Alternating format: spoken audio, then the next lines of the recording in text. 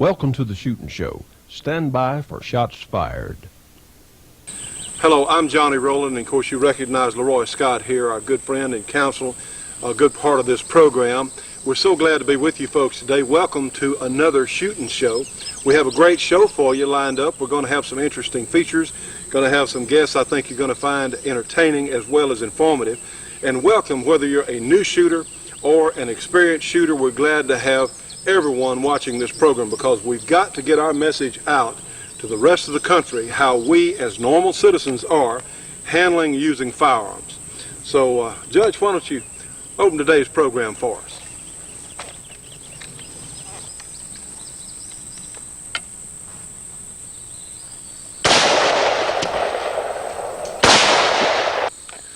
Well, you know, Judge, someone looking at the show, what we have here, this is a AP9 from Kimmel Industries, I believe. How about AA Arms Incorporated, Mint Hill, North Carolina?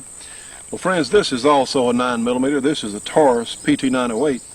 And you know, this one looks a lot more, shall we say, aggressive than this gun, but in fact, their capabilities are roughly the same.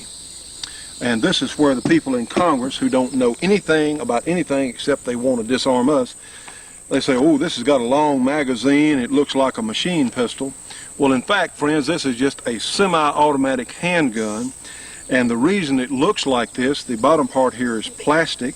It's a very robust, it's a straight blowback action. In fact, believe it or not, you can shoot hotter loads in this locked breech Taurus than you can in this AP9. That's hard to believe, isn't it? But the reason is this is a simpler action. This is the Browning type lock breech on this Taurus 9mm, and this is a straight blowback, much like we're used to with a .22 caliber semi-automatic on this particular gun. But the reason this gun looks like it does, it's inexpensive to manufacture. And I tell you what, this is very similar to the Tech 9. It's a little nicer looking gun than the Tech series of handguns, but it looks to be very functional. We're going to shoot it a little later on and just see just how functional in fact it is. But don't you agree it's ludicrous that these people in Congress, I heard about a trucker several years ago that was stopped in one state for having a fuzzbuster box in his cab. Not a fuzzbuster. He was issued a citation for having a fuzzbuster box. Comment, sir. Well, I hate to comment on that because I know where it happened. It was in Virginia, and Virginia's got a very narrow attitude about radar detectors, which incidentally I don't think is legal for them to have that attitude, particularly for people who have an amateur radio license, which is a license to listen on all frequencies. Mm-hmm. Mm-hmm. And that's nothing but just electromagnetic waves, just exactly like just a radio type voice wave communication. Well, you know, friends, what we're looking at here, another inexpensive gun. This is the little Intratec Scorpion, which again is, to someone who doesn't know anything about guns, this would look pretty ferocious, I guess, but it's just a .22 semi-automatic. And the reason is you can take tube steel and these injection molded plastics and have an inexpensive gun, and having a long magazine, I would think this would be a pretty nice gun for home defense, because you do have a reliable type system here, and a child is not going to be able to pull that bolt back. That spring is so strong that it takes a pretty good strong person just to pull the bolt back. I had a Luger around my house when my children were small, Johnny, and for the same reason. It had been impossible for them to get a shell into the chamber. You had to know how to do it. Know how to do it. So really, this is not a gun that we think should be outlawed. In fact, they're inexpensive for what they are. And tell you what, they're accurate shooters. They have fixed barrels. They tend to be very accurate guns for what they are, very reliable.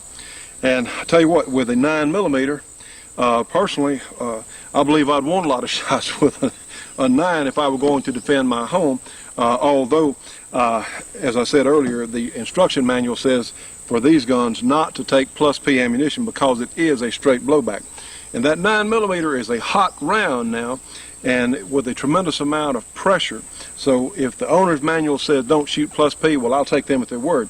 But a regular 9, one of the other manufacturers, I'll tell you what, Judge, with 30 core bonds in here, you just darn near got a 30-shot 357 Magnum, which I think would be terrific. I might keep carbines in it. I wouldn't practice with them because they are hotter.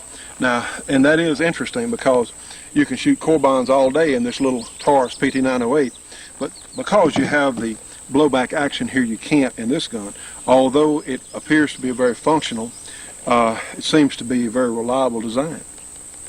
Well, here's one, Johnny, that you can use plus P in all the time. Well, yes, sir. And of course, this is the great Wesson 357 Magnum. And of course, this one's in stainless steel. I see we've got some red on the sights here. So this is one of your favorite. Blood. That's not blood. That's fingernail polish. Well, I tell you what, it's easy to see. Now, this is one of your favorite handguns, isn't it, That Jay? is. That's the one that stays right by my bed. Well, and I believe, of course, it is loaded with some, we're going to, in fact, some very fine ammunition I'd like to add. And, of course, these are terrific guns. You know, we had run some tests. We shot some plates with this 3-inch barrel gun at 100 yards, and the Wessons will do it. Well, you know, Judge, one thing about these revolvers, there's a lot of talk among the people who really don't know anything about guns, but this revolver probably is a much better gun for the average person due to the way it works, the simplicity. You don't have to worry about whether your safety is on or off. And plus, this is a full 357 Magnum. The capabilities of the ammunition for this gun go quite a bit beyond one of these military lookalikes. Again, this is not an assault pistol. This is a semi-automatic pistol, just like any other 9mm. It just looks different. And I think it's a crying shame that they're making legislation on what something looks like. I think that's outrageous. Well, Johnny, let me give you an example of some of that. Last week, while we were out here shooting, or while I was on my way back to town, we had a little incident at my house where some youngsters came in, maybe 15, 16 years old, knocked at the door, and my wife wouldn't answer the door. So the next thing we know, she hears glass breaking in the garage door.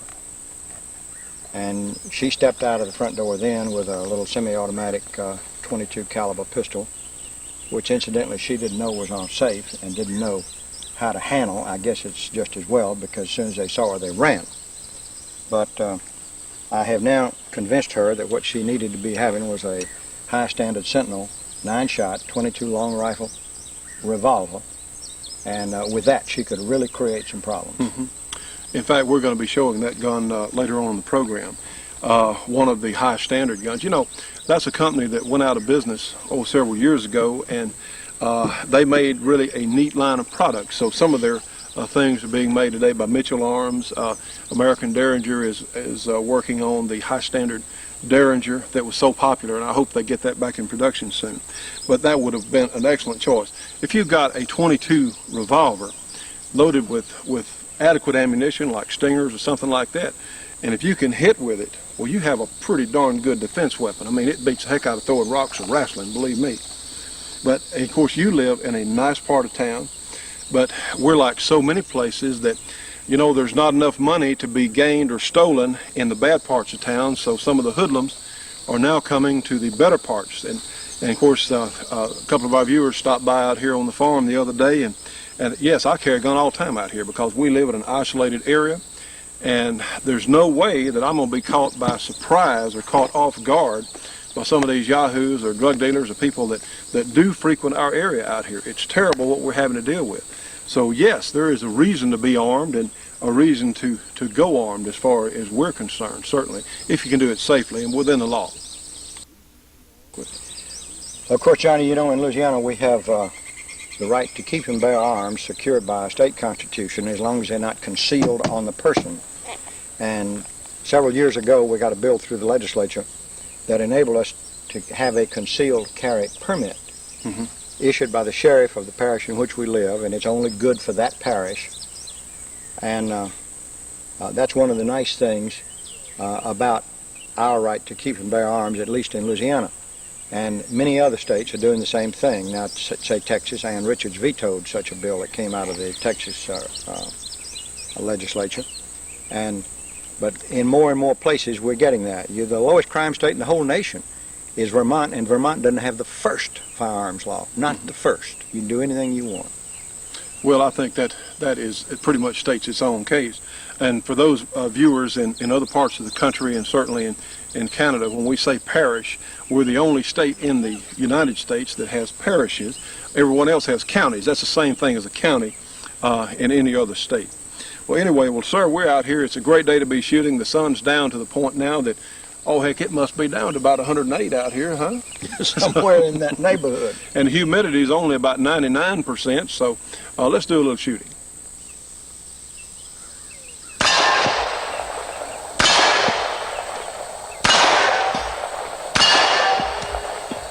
Didn't even need to shoot that last one, it got scared. Now, friends, we're looking at two of the finest small handguns that I'm aware of. These, of course, are from American Derringer Corporation. On your left, you have the Model 1, which is available in over 50 chamberings, and on the right is their double-action Derringer, which is very similar to the old high-standard design, except it's been modernized. This particular one is in the 38 special chambering.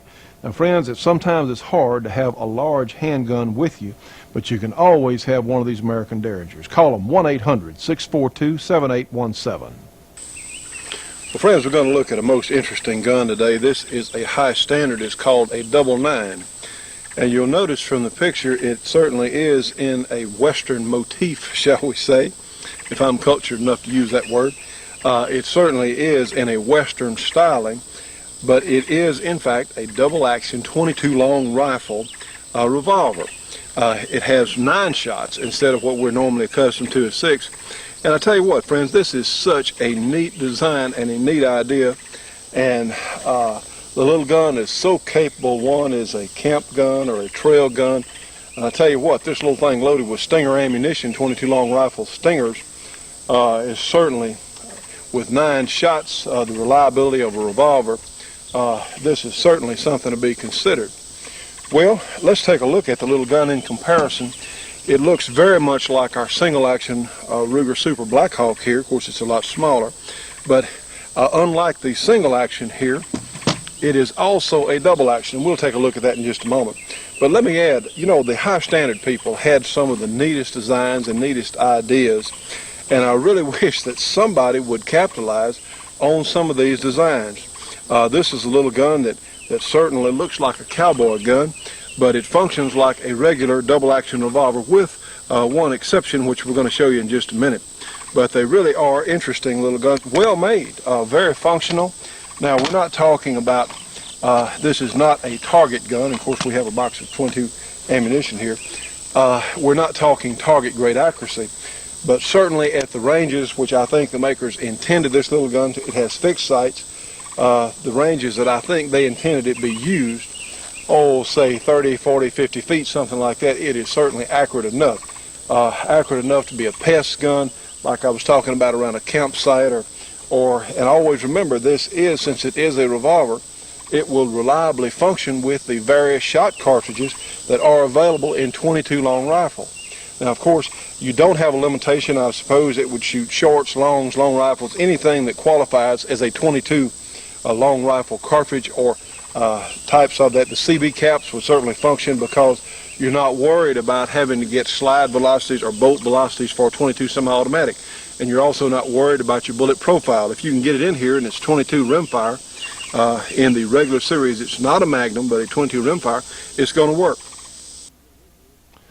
Shootin' Show will be right back after this break for your local cable company or TV station.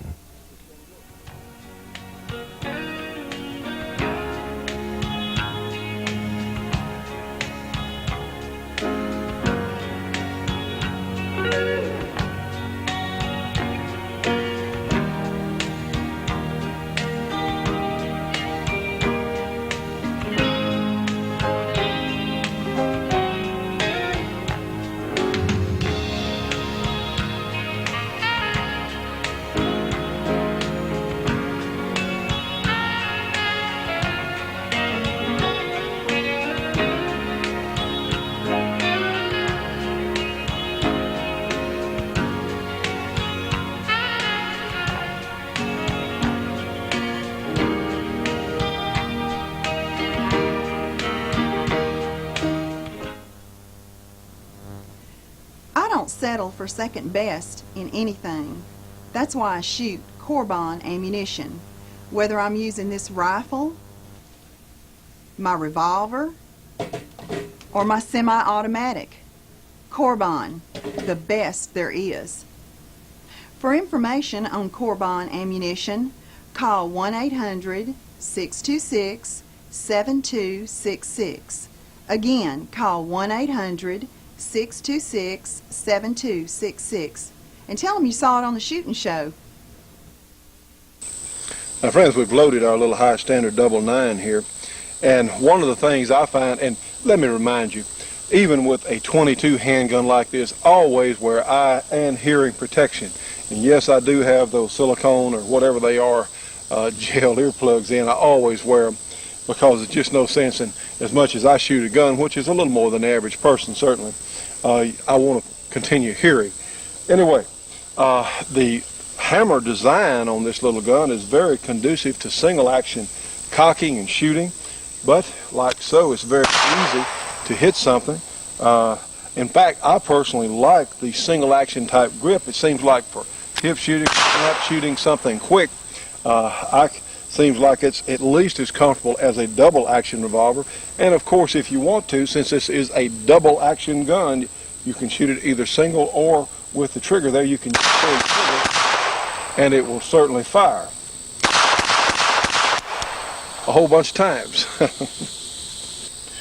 Now, friends, looking at our little high standard 9 here, you'll see what would normally be the ejector rod on a single action gun. Well, it serves an entirely different function here.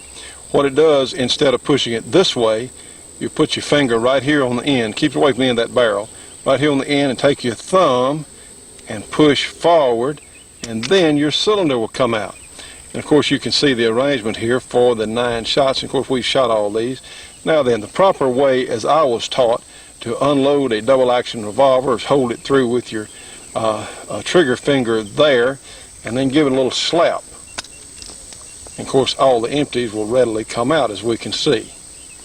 This is really a neat little gun. The frame is made of some sort of alloy. I'm not sure what, maybe an aluminum alloy or zinc or who knows, but of course it's not under a lot of pressure or strain with this 22 long rifle cartridge. But the cylinder and certainly the barrel, all the hammer, the moving parts there, all are made of steel. But this is such a neat little package. Wish somebody would consider making this again, or in fact the high standard Sentinel was a very fine little double action revolver made in 22 long rifle and also in 22 Magnum. These are very nice guns to have. You'll sometimes find them at gun shows, or you'll find one maybe in a gun store, used one, because they haven't been made for several years. But the design is certainly there, and it would behoove some gun company to, I think, pick these things up again. Now then, friends, let's finish loading our high standard 9 and be sure that all of the cartridges are pressed in flush with the end of the cylinder there. And of course, snap it in place. And you can fire this gun, of course, just by pulling the trigger through. Although it is a harder trigger, it's much easier to shoot accurately in the single action mode. It's still not a light trigger. Let's see if we can hit that steel plate out there. And this is about 20 yards away. Let's see what it looks like. Yes, in fact, certainly accurate enough for its intended purpose. Well, friends, I've really enjoyed shooting this little high standard 9. You know, Taurus does make a double action revolver in 22 long rifle. I believe it shoots 9 times. We have one of their 8-shot 22 Magnum revolvers, but I think the high standard designs were deserving of a lot more credit than maybe they got, because they've been out of business for several years. But these really are nice little guns. If you find one at a gun show or a pawn shop, gun shop, whatever, they're not a bad buy. They're certainly a fun gun for plinking or small game, whatever else you want to do with it. And you can practice enough. Since it's a 22, you can get pretty darn good with it. Or you can practice for your larger revolvers with one of these 22s.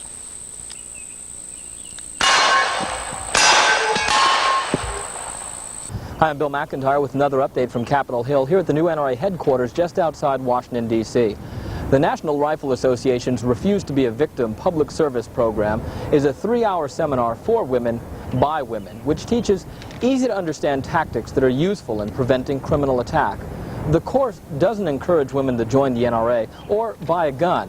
It simply provides women with the tools they need to prepare a personal safety strategy, including information about home, automobile, and physical security, self-defense training, and much more. The women of the NRA launched Refuse to be a Victim in response to the rise in violent crime against women. According to the Department of Justice, 3 out of 4 women over age 12 will become victims of crime at least once in their lives, and more than a third of them will be violently assaulted, raped, or robbed. Following extensive research, the women of the NRA Board of Directors introduced the program in September 1993. To date, over 34,000 women have called the 1-800 information number. Seminars in Dallas, Houston, Miami, Tampa, St. Petersburg, Clearwater, and the Washington-Baltimore metropolitan areas are held on an ongoing basis. In addition to these courses being held for the general public, many community groups and businesses are sponsoring seminars for their members and employees. For more information on the Refuse to be a Victim program, call 1-800-861-1166. I'll be back next week with another update from Capitol Hill. For information on the NRA Refuse to be a Victim program, call them at 1-800-861-1166. Again, 1-800-861-1166. And friends, be sure and tell them that you saw it here on the Shootin' Show. Please. Well, friends, we hope you're enjoying our program so far. I tell you what, the judge here was out there on the range, and hey, he's pretty smoky now. I mean, he's a pretty smoky shooter. He'll fool you. He looks so distinguished in here, but get him out there, and he has a lot of fun doing it. Well, what do you have for us this week, sir?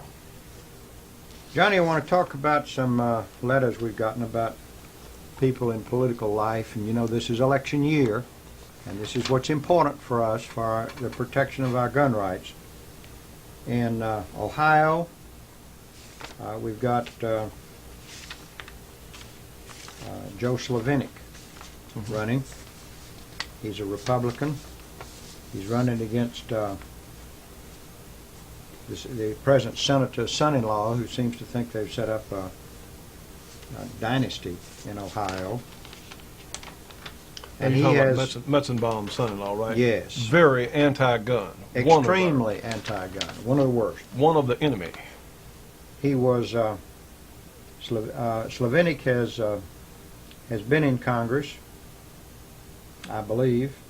In any event, he is conducting a red-hot campaign and has pledged to protect gun rights.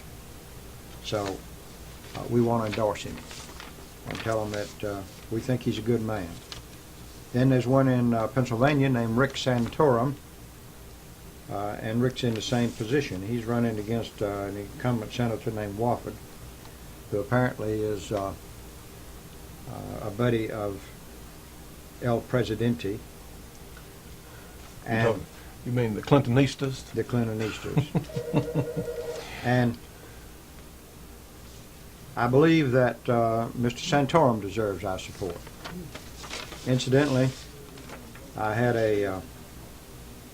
seriously now, this is important, because gun owners have a bad habit of just thinking, well, it can't happen to us, it won't happen here, it can't happen here, so they get lackadaisical and they vote for people who are going to vote their guns away and vote their rights to defend themselves away. That's real important. Well, as you've heard us say many times here on the program, don't worry, friends, if we don't do something, they're going to take everything away.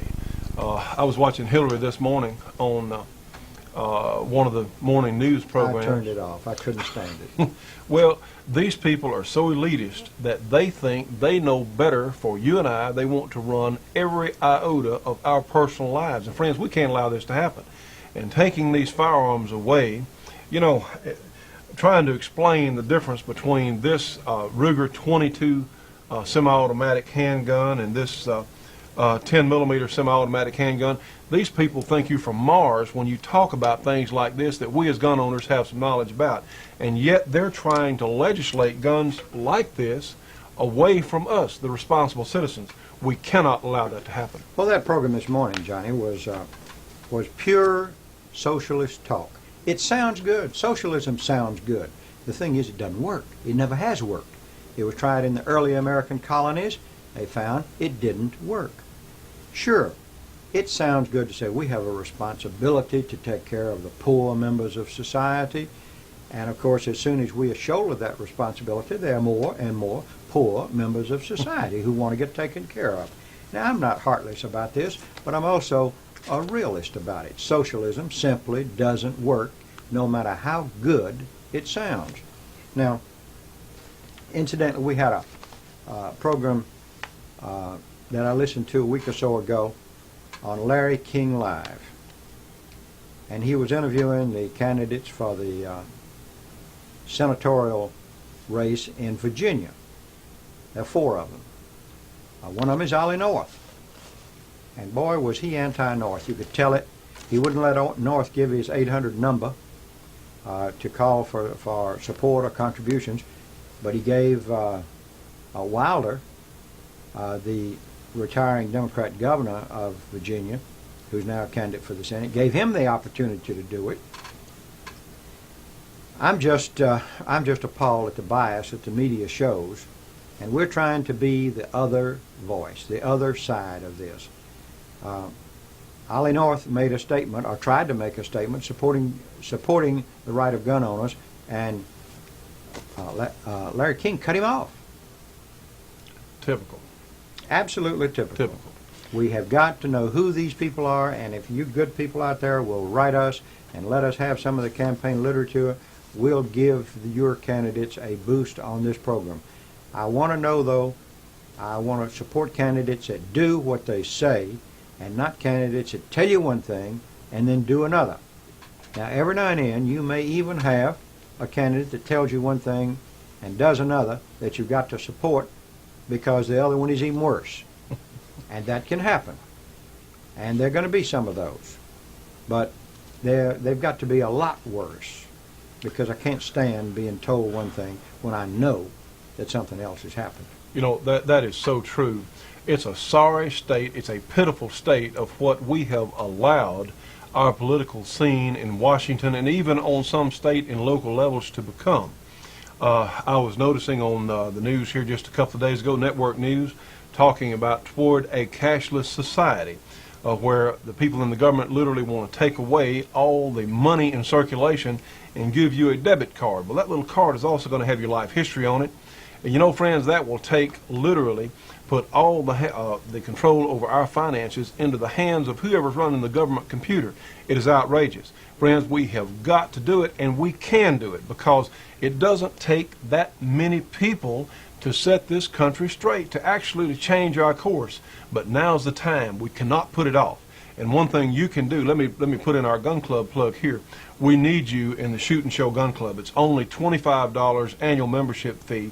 And also, for an extra $10, for a total of $35, we can also sign you up for Gun Owners of America, which is a savings. You can belong to both organizations, ours and the GOA. Very fine organization. You can do that. If you're a member of the Shoot and Show Gun Club, of course you get your Bullet Express discounts, and it helps us reach more people. It helps us stay on the air, because, friends, we have to. We've got to. There is no alternative. We've got to reach the rest of America if we want to retain this country.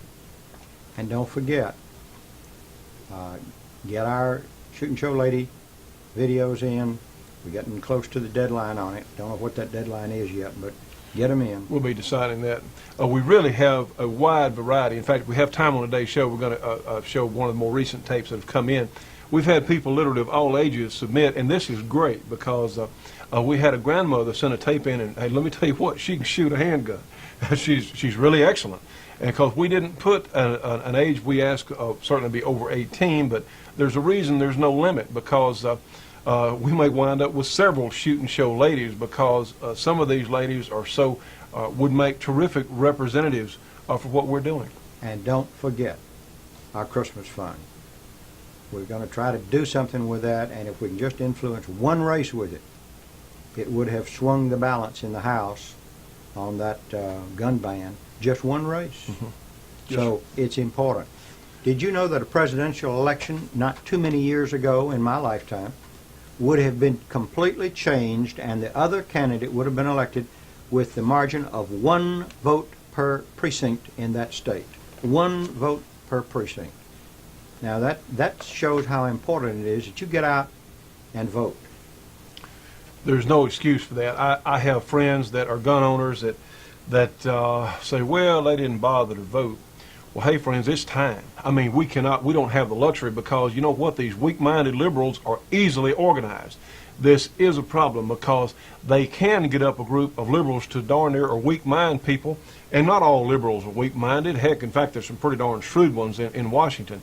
But they're easily organized, and you can get them to support almost anything. I mean, if you deal in emotions, and our country cannot run just on emotion, we have to run on principle. That is so important. So there's no excuse for not voting. I knew a young man who was hunting last fall at some point, and he said, I don't have time to go vote. Well, don't worry. If you don't have time to go vote, you won't have to worry, because you're going to have time, because you won't be hunting. Of course, you're going to be working a lot longer hours. You're going to be standing in lines down there for the bread line. You're going to be standing in all sorts of government-facilitated lines for almost everything if we allow this to happen. That's well said, Johnny, because that's what's going to happen. Incidentally, we want to mention the pro-gun rally in Pennsylvania. I believe they had a couple of thousand people show up. That was on July when? The 2nd, I believe. And we do appreciate some of the finest people in this country. In fact, there is no monopoly on decent people. We found this all over the country. The conservative citizens, they would like us to all believe that we're the last ones left. It's not true. We're in the majority, but we have to take control again. And some of those Pennsylvania folks are among the finest. So get out and vote. Yes, and join the Shootin' Show Gun Club, and yes, the Christmas Fund needs your help. And work for your candidates. Friends, to join our Shootin' Show Gun Club, you can call us at 1-800-895-7916. Again, 1-800-895-7916. It really does help us stay on the air. It's helping do a lot of different things. So please, if you can, join today. We accept MasterCard, Visa, check, money order, with whatever you can send there. $25 annual membership fee. Also, you get your Bullet Express discounts, and we'll send you a copy of our goals and what we have in mind to do. Now then, to send the Shootin' Show Lady Contest tapes in, send it to us here at the Shootin' Show, 554 Kings Highway, Shreveport, Louisiana, 71104. Just a plain camcorder VHS tape will be fine. If you have 8mm, that's okay too. But just say, for the lady, all she needs to say is, 1, why she believes in our right to keep and bear arms, why she likes a Shootin' Show, and why she'd like to be a Shootin' Show lady. Just 5 minutes or less will be just fine. We're really getting some exciting tapes on that, and I think this is going to be a tremendous thing this fall. The Shootin' Show will be right back after this break for your local cable company or TV station.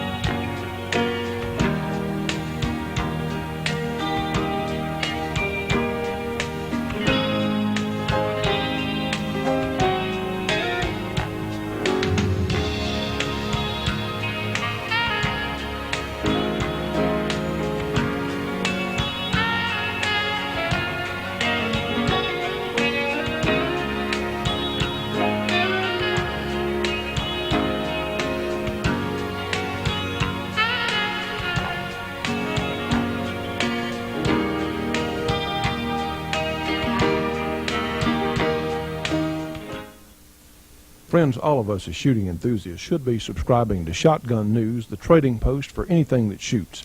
3 big issues monthly with literally thousands and thousands of firearms bargains.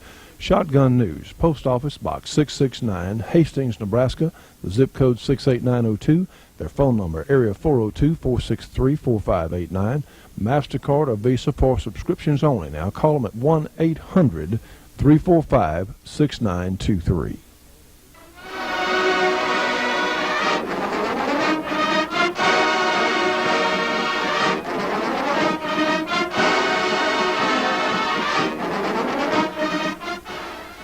This painting graphically illustrates the point that for all its strengths, the .58 caliber rifled musket did not have a volume of fire that was compatible with its accuracy.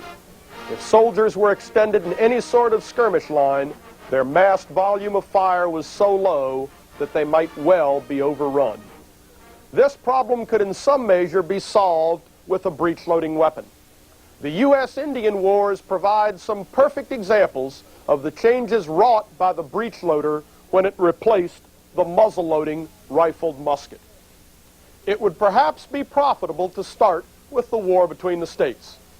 Many historians are prone to criticize the decision makers in the war between the states as being stupid.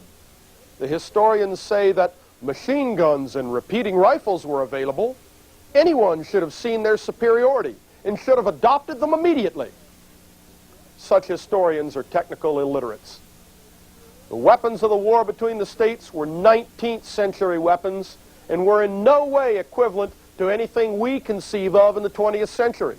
For example, to characterize a Gatling gun as a machine gun is the grossest possible twisting of the term.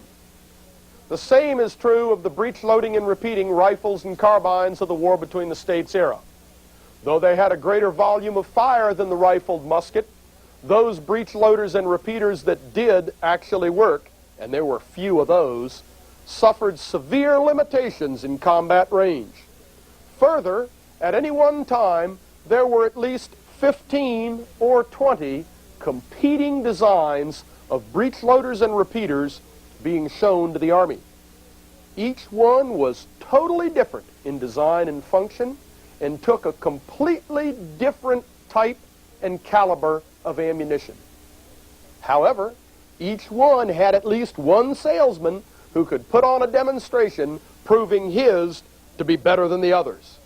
Normally that salesman had more than a little political clout from some fellow in Congress. Regardless of what the salesman showed, cartridge cases and rifle designs were in their infancy and were not up to the claims made for them. When issued in the field, breech loaders like the Joslin were discarded immediately, for they were not worth carrying.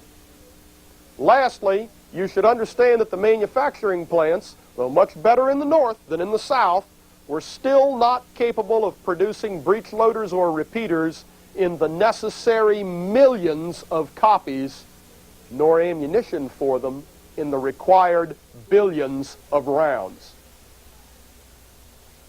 Given these limitations in manufacturing, the short combat range, the technical infancy and unreliability of the breech loaders and the cartridge cases, there were very good reasons for retaining the .58 caliber rifled musket as the primary shoulder weapon during the war. By 1866, however, things were changing. The attention that the war focused on the problem of breech loaders began to result in some very sound designs. Further, cartridge cases were rapidly improving, and the industrial capacity of the North found that post-war demand was more in line with what they could produce. Into this arena stepped Mr. Erskine Allen, a toolmaker at the Springfield Armory. He patented and showed to the Army his method of converting the Springfield rifled musket into a breech loader. His basic idea was to cut out the breech area of the rifled musket. The resulting trough was filled with a breech block that pivoted upwards like a trap door. After discharge, the hammer was cocked, the lock released, and the breech raised. This extracted and ejected the old cartridge. The shooter then thumbed a new cartridge into the chamber, closed the breech, and was ready to fire.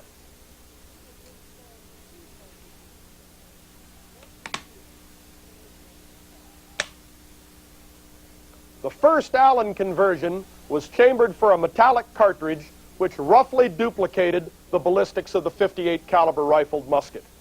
By 1866, his second model conversion, which included relining the barrel to accept a .50 caliber center fire cartridge, was deemed suitable for general military use. I should emphasize here that none of this was possible without a practical center fire cartridge case. The case held powder, bullet, and primer in one package. The cartridge case also served double duty by expanding against the chamber on discharge and sealing the powder gases in the barrel. This cartridge case is critical. The breech loader held the cartridge case, and the case sealed the gases. Back to Mr. Allen's rifle, It was adopted in July of 1866 and put into immediate production. By January of 1867, the first shipments of these rifles were on their way west. These rifles arrived on the frontier none too soon. Serious social discussions with the Sioux Indians were reaching a fever pitch along the Bozeman Trail in Wyoming and Montana during the period 1866 and 67. The Fetterman Massacre had just occurred, and the Army, with its post-war reductions in manpower, was having trouble holding on. The two major forts in the area, Fort Phil Kearny and Fort C.F. Smith, were adequately garrisoned and suffered no major risk of being directly overrun, but their wood-cutting and hay and water-gathering parties were in considerable danger. When confronted with isolated parties of whites, Indian tactics were simple. They attempted to close the range as much as possible, preferably by ruse or surprise. When it was time to join battle, they normally had one or two warriors expose themselves as firing dummies. As soon as the first volley was fired by the whites, the remaining Indians would charge pell-mell, knowing that at worst, the whites with muzzle loaders could fire one more volley before being overrun. In August of 1867, the Indians tried this at a hayfield outside Fort C.F. Smith and in a wood-cutting area outside Fort Phil Kearny. In both cases, they met with a large surprise as they suffered volley after volley in rapid succession. A comparison of what they expected and what they got looks like this.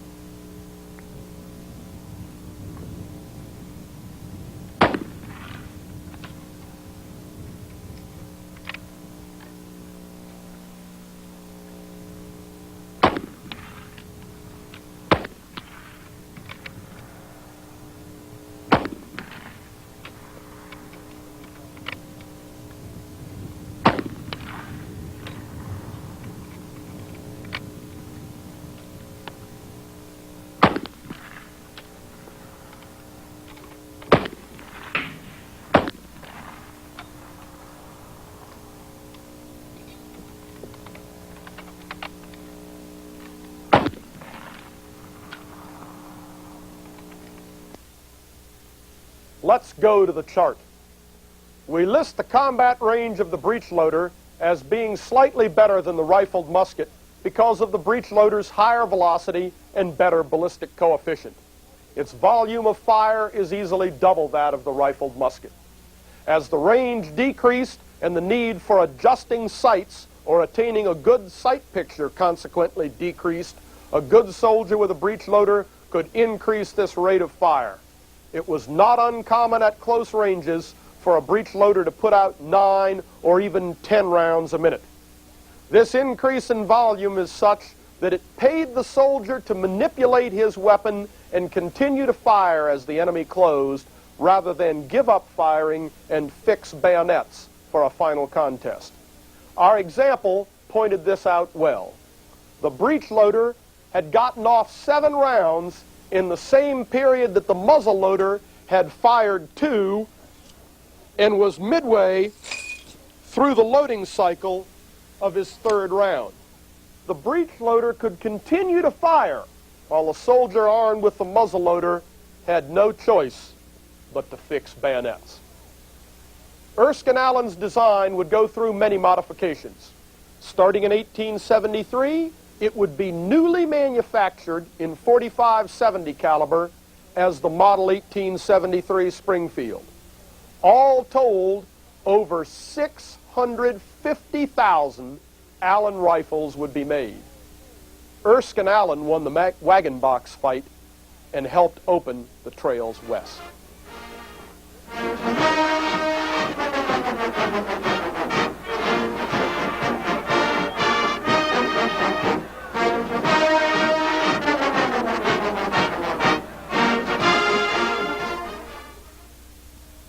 As many of you know, Art is a former instructor at West Point, and we really appreciate his contribution to the program.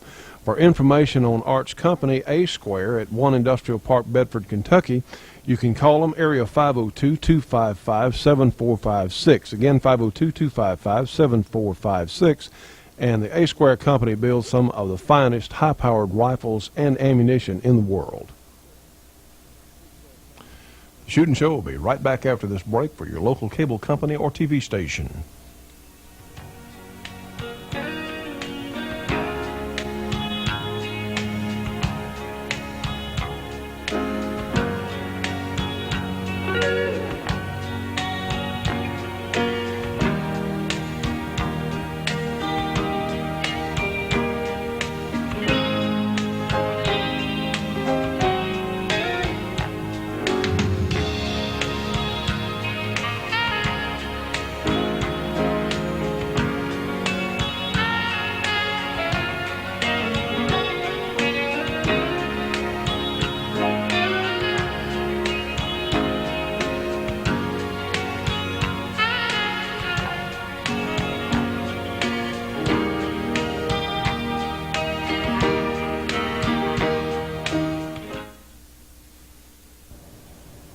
Now, friends, we are extremely pleased to be working with one of the finest magazines that you can find in the United States today, and it's called The New American. And the April 4 issue, which you see on your screen, covers issues like Toward a Police State. Using a national epidemic of crime and violence as a justification, media pundits and collectivist politicians are aggressively campaigning to disarm private citizens and strengthen federal law enforcement powers. Yes, friends, this is our type of magazine, mostly because it's true.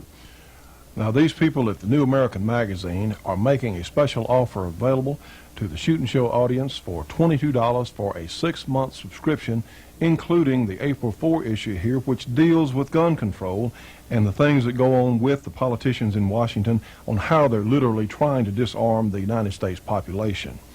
Now, trust me on this one. If you're a gun owner, you need to get this issue of the New American.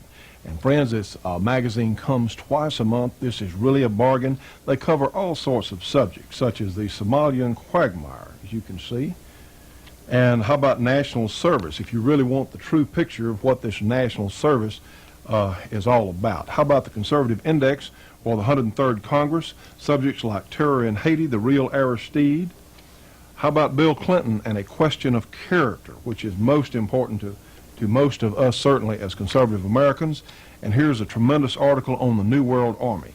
Now, friends, this is one of the finest publications that I think you could find in print anywhere today. It is really a bargain.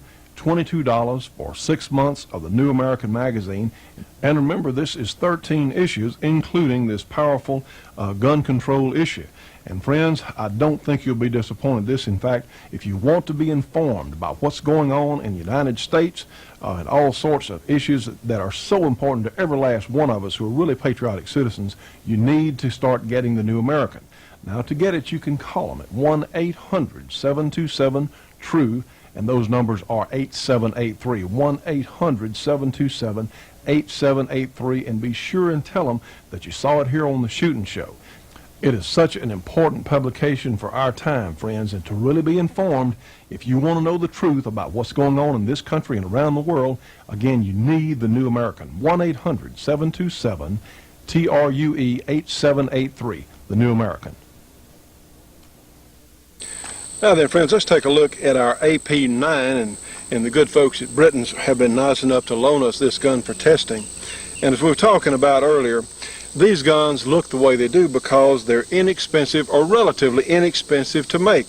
You have, of course, the magazine that goes in the front here, and these were, I suppose, a somewhat of a copy of or a takeoff on a submachine gun or a machine pistol.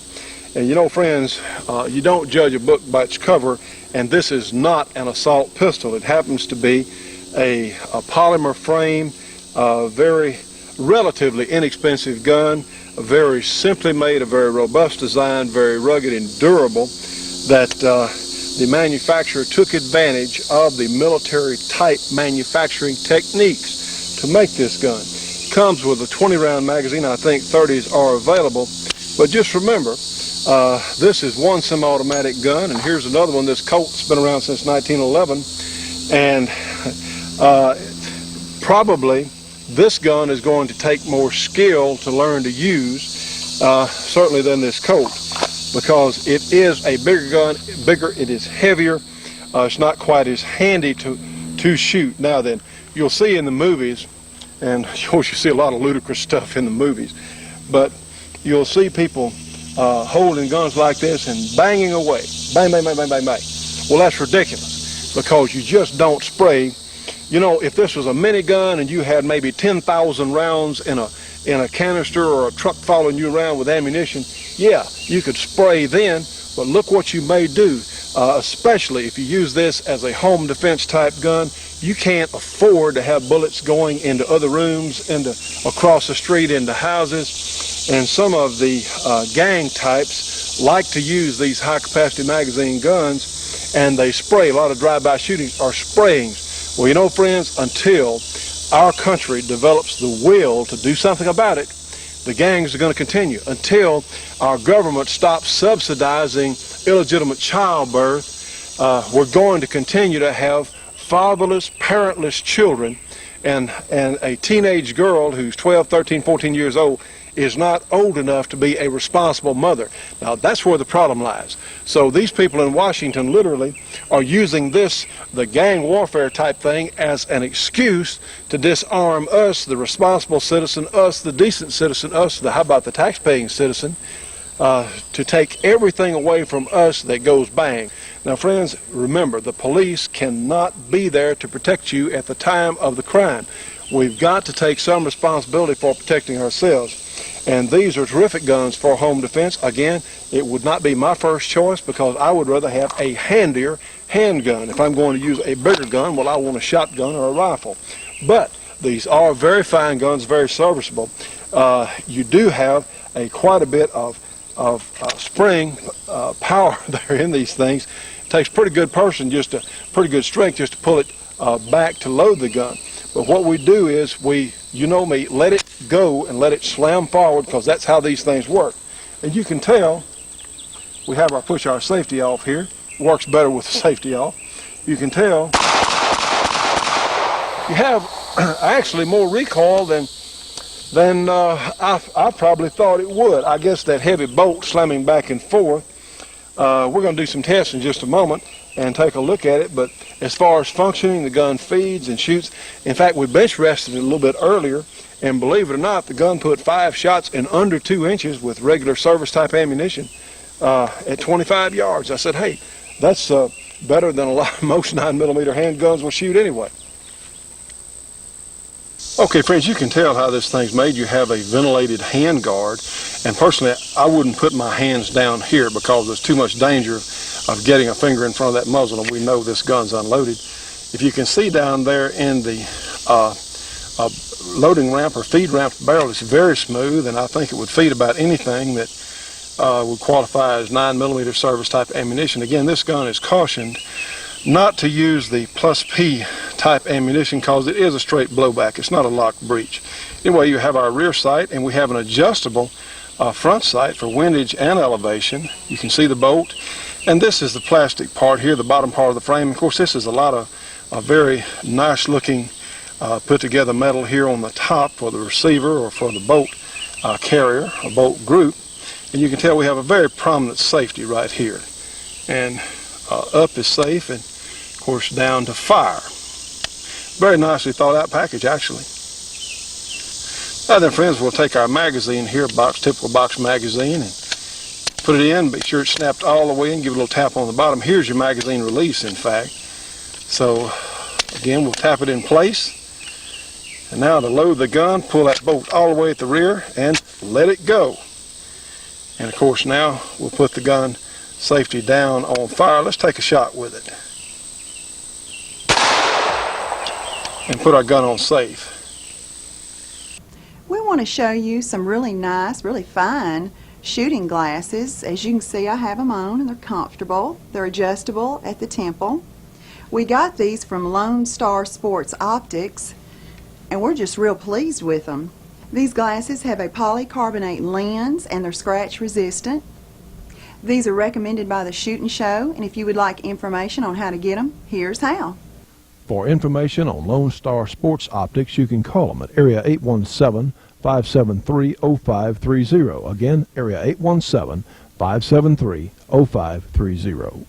Hi, I'm Bob Brown, Vietnam veteran and publisher of Soldier of Fortune magazine, described by some as the most politically incorrect magazine in the United States. Every issue we publish in-depth, provocative articles by our investigative reporters on the efforts of gun-grabbing politicians and the BATF to undermine our Second Amendment rights, and what you can do to stop them. Also on-site coverage of the government's abuse of power as occurred in the Randy Weaver tragedy and the Waco fiasco.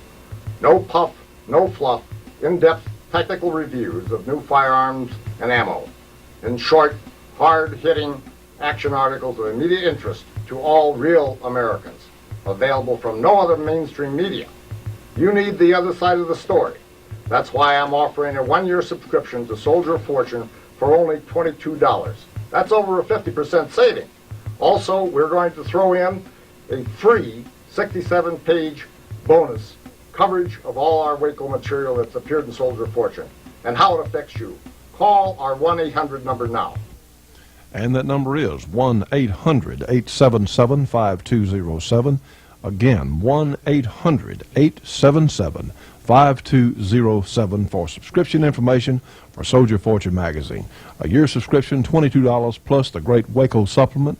Friends, a terrific bargain for a terrific magazine.